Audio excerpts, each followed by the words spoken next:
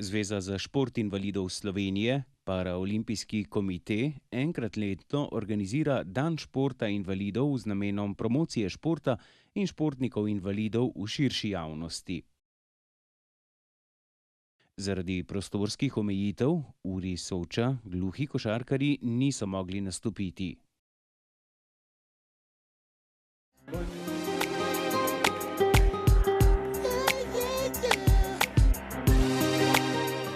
Namen tega programa oziroma Dneva športa invalidov je, da se to naše športne vsebine predstavijo širši javnosti, bodisi invalidom, ki so tukaj na medicinski rehabilitaciji v Soči, oziroma tako mimoidočim, tudi neinvalidom. Na ravni državnih prvenstev, ki jih organizira naša zveza, se ukvarja oziroma se udeležuje okoli 1500 do 1600 športnic in športnikov v nekje 12 do 15 športnih panogah v mednarodnem programu. V uradnem mednarodnem programu imamo pa 150 do 160 posameznikov, uradni mednarodni program pa je Evropsko prvenstvo, svetovno prvenstvo, Paraolimpijske igre, Olimpijske igre gluhih in pa ostala tekmovanja, bodi se to evropski svetovni pokali.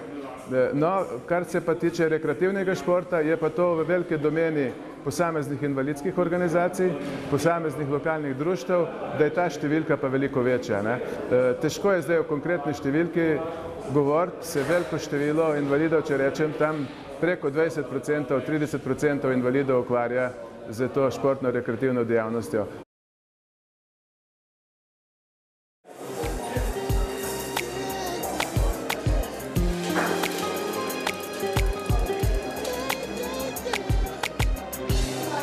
No, v Uri Soča se zelo jasno zavedamo, da je šport en zelo pomemben resocializacijski faktor. Tako za zdrave in tudi seveda za vse invalide, še posebno pa za invalide. Zato se že v času rehabilitacije poskušamo usmeriti v različne športne panoge. Imamo v sklopu rehabilitacije tako košarko za invalide, imamo namizni tenis za invalide in še kopico nekaterih drugih športov, tudi plavanje za invalide, s katerim sodelujemo s športom za fakulteto za šport. In to je zelo pomembno, da smo našli to sinergijo med rehabilitacijo in seveda tudi športom. In mediji so končno začeli spremljati ta šport kot enakovreden šport klasičnim zdravim športnikom in to je pravilno.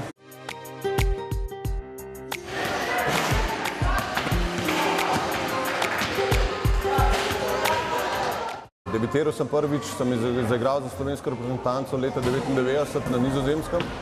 To je bil nekako moj debit, če bi lahko temu tako rekel.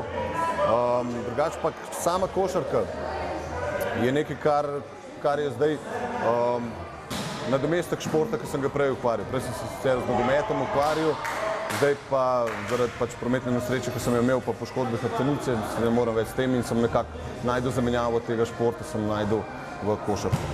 Voziček je prilagojen, malo je zelo ojačen, lahek mora biti. Kolesa so malo prestran, tako da so postran zaradi tega, da ni raznih poškodb. Košarka je tisto, kar me zdaj nekaj veseli, kar se najdem. Samo druženje, samo dokazovanje v športu. Kljub temu, kljub moje invalidnosti, še zmeraj lahko podamo kakšno sporočilo, da še zmeraj smo lahko dobri športniki, tudi če smo invalidi.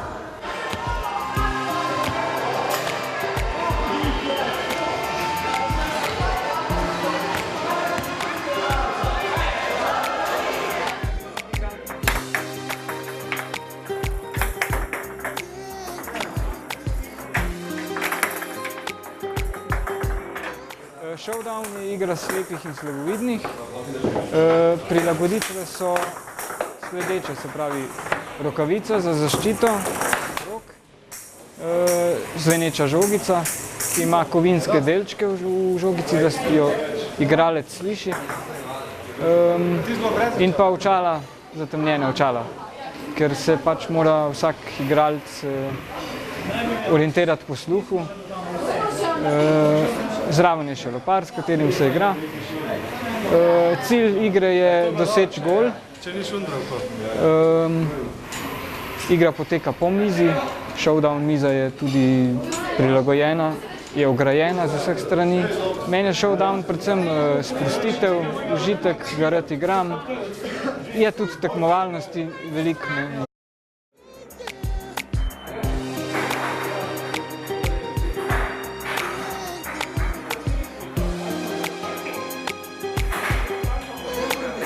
To kolo je namenjeno invalidom, predvsem za kolesarjenje in nadgradili smo ga z električnim 250-vatnim motorjem, predvsem zato, da lahko lažje premagajo kakšne vzpone na poti.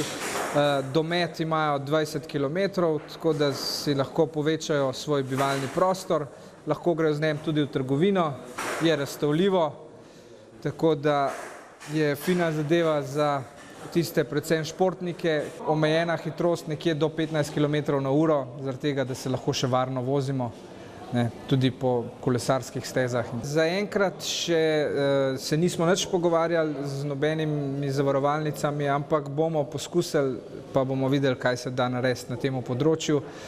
Zaenkrat je pa to samo plačniško. Sama nadgradnja se nekje giba med 800 pa 1000 evri, ta cena je pa odvisna od baterije.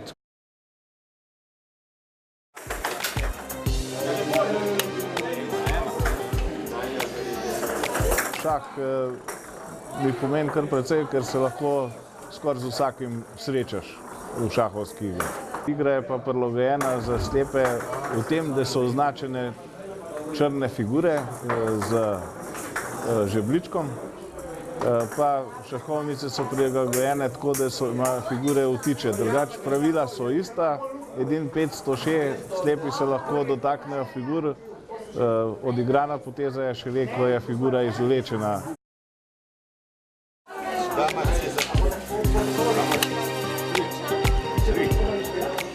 Jaz mislim, da je šport invalidov pridobiva na ugledu v sodobnem svetu in prav je tako. Čedalje bolj je tudi v tej sodobni družbi poznaven ta način, da je v bistvu, da je tudi šport invalidov vrhunski šport in da je tudi šport invalidov potrebno veliko treninga, veliko odrekanj.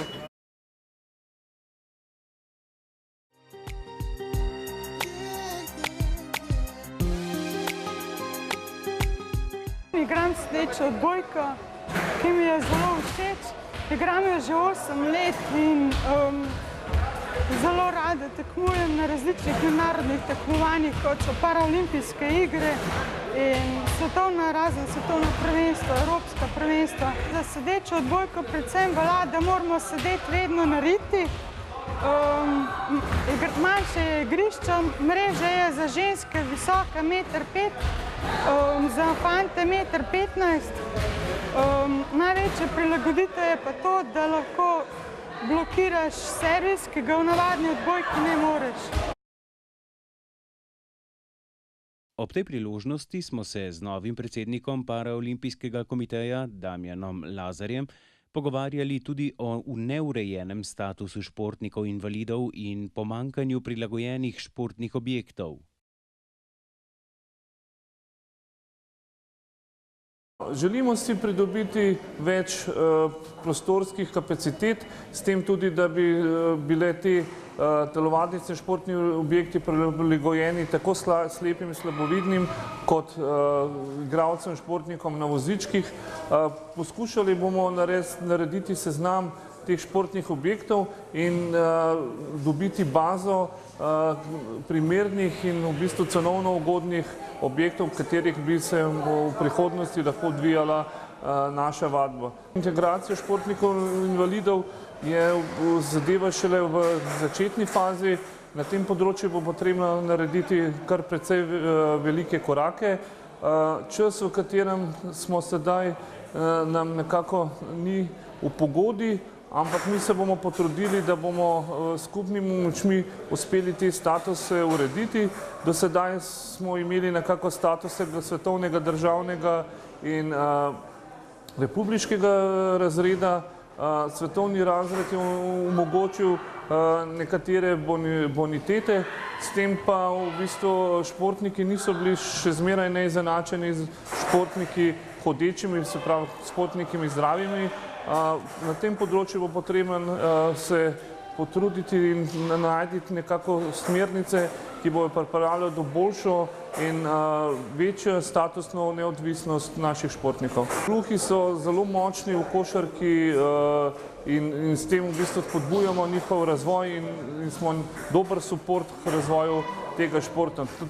To nit hočemo nadaljevati in v bistvu z Zvezo gluhih zelo dobro sodelujemo. Konkretno podprli v prizadevanji, da bi bili tudi gluhi olimpijci izenačeni s paraolimpijci, ker to najbolj ni doseženo? Ja, v tej fazi v bistvu bojo potrebni pogovori, da najdemo nekako, tako kot sem že prej dejal, smernice in da bo v bistvu zadeva nekako ugodna za obe strani.